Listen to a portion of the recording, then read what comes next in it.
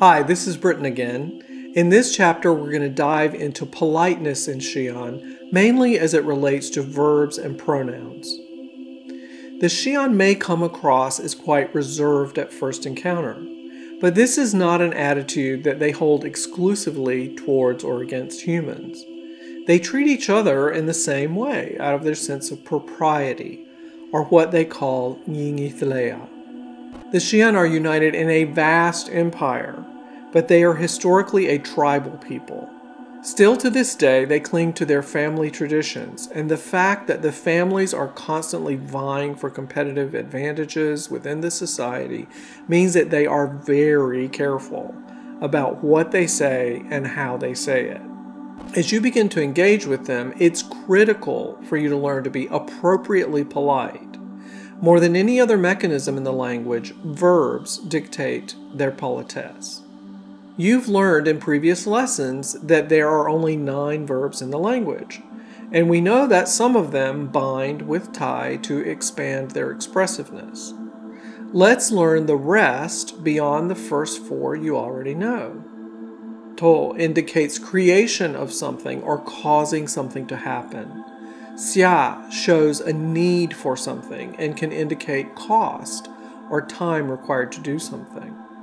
Tuan refers to desire to have or to do something. Shu indicates striving to accomplish something. Te indicates that something is pleasing. Let's examine some examples. Towal with Tiasan e Shuea. Wal invents new types of vehicles. Siawal with Tenra. Wal needs some food. Tuan noa yo wai so yaha. I want to go with Yaha. Shu chi lao yo tu with Wal. Lao just tried to kill Wal. Tenui noa aryasu and nua. I like the aroma and taste of freshly deceased meat. You learned the meaning of te back a few lessons ago with its sense of being pleased or glad. It requires the relational particle nui, which means toward or for, to clarify who is pleased by what. We just looked at nui in the last lesson near the end. There are only 9 verbs. However, and this is a big however, they all come in 6 flavors, and these flavors determine propriety and reverence. The levels of politeness essentially descend from imperial down to pejorative. Here are some fast and firm recommendations for anyone at a beginning level of learning Xi'an. Stick with the neutral polite or reverential verb forms. Take great care when talking about the emperor. Don't use familiar or pejorative forms. You just can't do it yet without causing problems for yourself. Be very careful with laudative forms because you do not want to accidentally praise or honor yourself. All of the forms that you have learned up to this point in these lessons are neutral polite forms. They are almost always safe for everyday use with the Xi'an in public.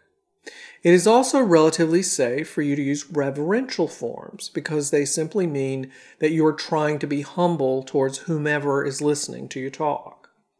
However, if you overuse them, you may come across as sounding like an insincere sycophant, guilty of nioqing, which is often translated as artifice. The Xi'an detest this.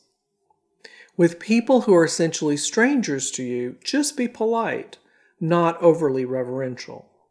The exception is if you are speaking with a Xi'an elder and you are aware of their age and status in society. Let's learn the reverential forms. They are simply the verbs that you know already at a low pitch with long vowels. Lo, lo. Ti, ti. O. To. Xia, xia. Tuan, shu. Te. Even in neutral polite, to is already at a low pitch, So you just need to lengthen the vowel. T has a long vowel in its normal polite form, so in reverential, the change to the low pitch is somewhat subtle. You may hear others speaking to their children in the familiar, or some rough and tumble gangster type speaking to each other in the pejorative. So there's nothing wrong with memorizing the forms and recognizing them when you hear them, but please don't use them yet. It is safe for you to use the laudative form, yo, instead of te, when you are trying to convey that you genuinely like something, especially if it is not something that belongs to you. Yo ha sa ne shwea wele. I really like your new vehicle. But for now, please stay away from the rest of the laudative forms. You should learn the imperial forms for the sake of listening to news about the emperor. It is not possible to speak properly about the emperor without these forms. We're about to learn about pronouns in the language, but there are no pronouns for the emperor or historical empresses because what would be imperial pronouns are essentially built into the verbs. Yenu nya eputhlea.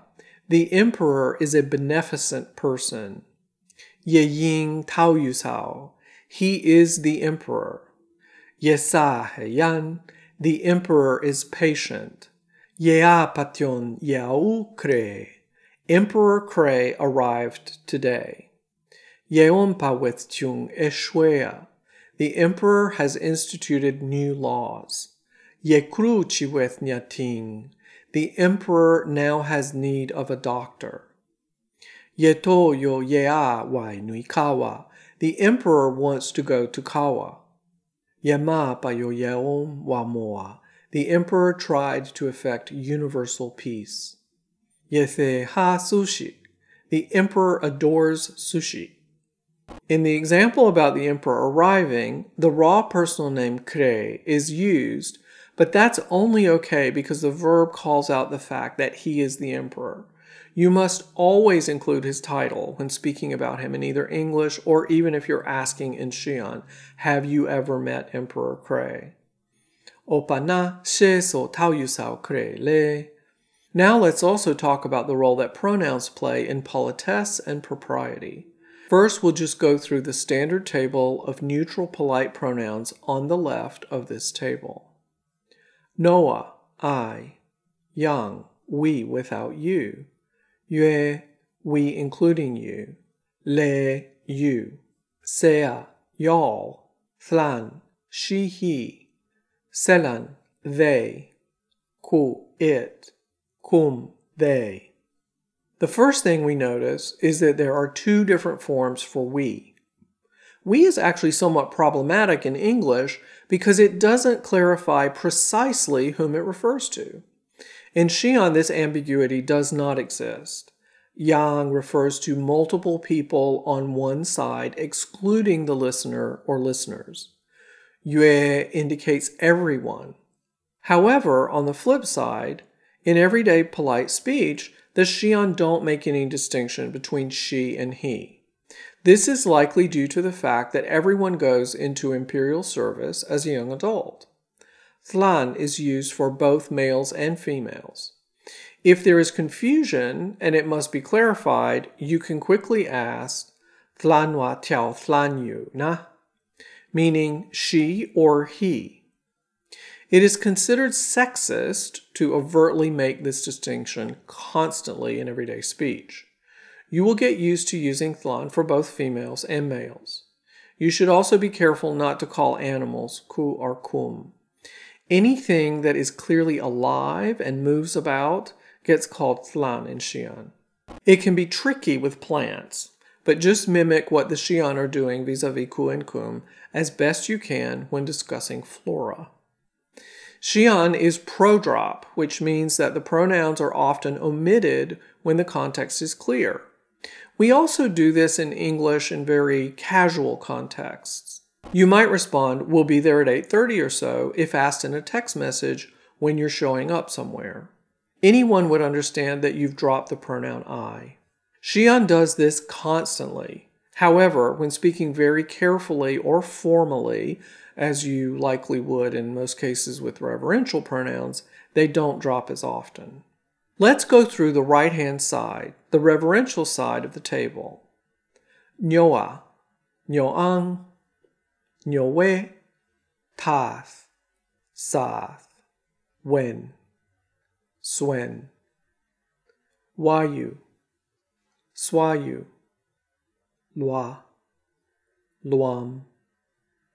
Comparing left and right, you'll notice that in more proper speech, the she-he distinction is always made. She, when, he, wayu, they, female, swen, they, male, swayu. When plural groups are mixed, it's safe to just use swen. This is due in part to the fact that Xi'an society is matriarchal. Women hold more power and demand more respect in general than men do, especially in any traditional context. It is somewhat of an historical fluke that the current ruler of the empire is male. The only real danger with using reverential pronouns is overusing them, just like with reverential verb forms. You can come across as a sycophant. Be careful to use lwa and luam when referring to important cultural artifacts or the prized possessions of prominent people or their clothing, etc. You should take care with this even if you are speaking in an otherwise neutral, polite verbal style. Finally, the pitch on the second syllable of reverential we forms, nyoang and nyowe, is especially high in very formal speech.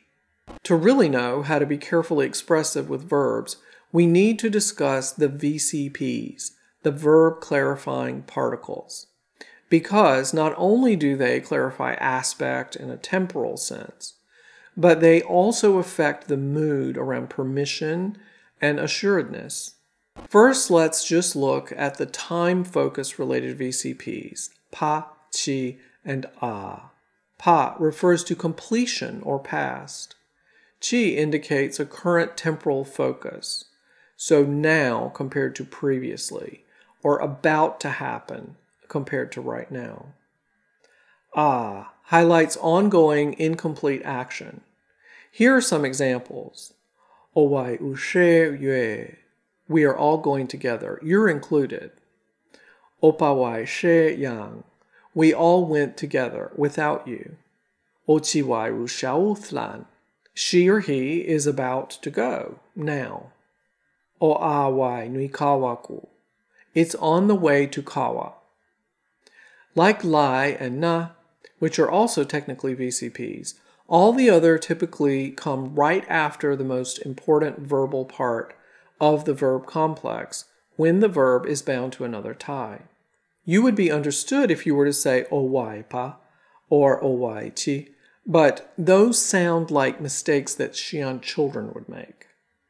Now that we're clear on where the VCPs come in the flow of speech, let's look at which VCPs have more impact on speaking politely. In English, using may to ask permission is fading in many dialects. It's often simply conflated with can. Can I sit here versus may I sit here? The Xi'an don't conflate these two. Ya refers to ability. Song demonstrates permission. O yao nal noa with choir. I can fly a choir. O song na nal uyuo with choir. May I test pilot the choir? O song, yes, you may. It's important not to confuse the English word may when used for permission with the sense of might be. The Xi'an very distinctly separate permission, song, from potential, sa. Yo sa tiaia se huan tul. It may be a type of Van Duel transmission. O sa wai nui kawa le. You might go to Kawa. Stacking VCPs is also possible in some contexts. O yao sa wai nui kawa le. You might be able to go to Kawa. O song sa wai nui kawa le. You might be allowed to go to Kawa. O song sa na wai noa. Might I be allowed to go? Make sure to ask for things politely. That does it for this chapter. You'll find much more detail on all the VCPs and other hints about Xi'an propriety in the resource documents on the RSI forum for Xi'an learners. Go ask your questions and get them answered. Yan le ekol. Study well.